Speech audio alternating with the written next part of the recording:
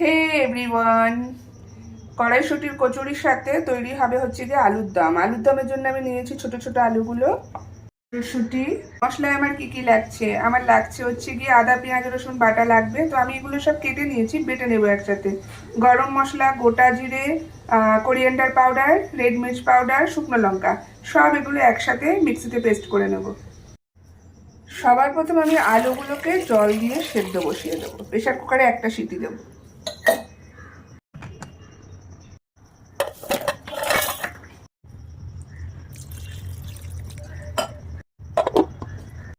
আলুর দমে একটু টমেটো লাগবে।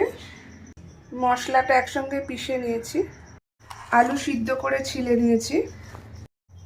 কড়াইতে দেব সর্ষের তেল, ফোড়নে সাদা জিরে, শুকনো লঙ্কা, তেজপাতা,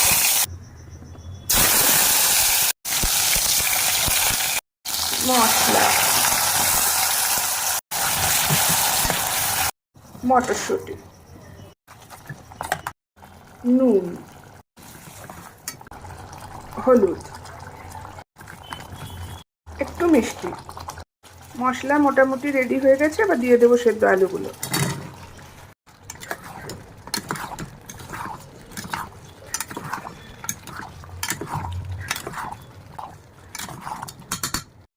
অল্প করে জল দেব,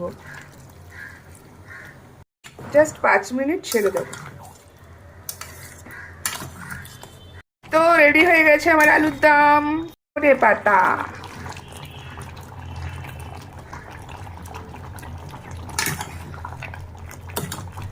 শীতকালে সবকিছুরই একটু ধনে পাতা দিতে ইচ্ছা করে।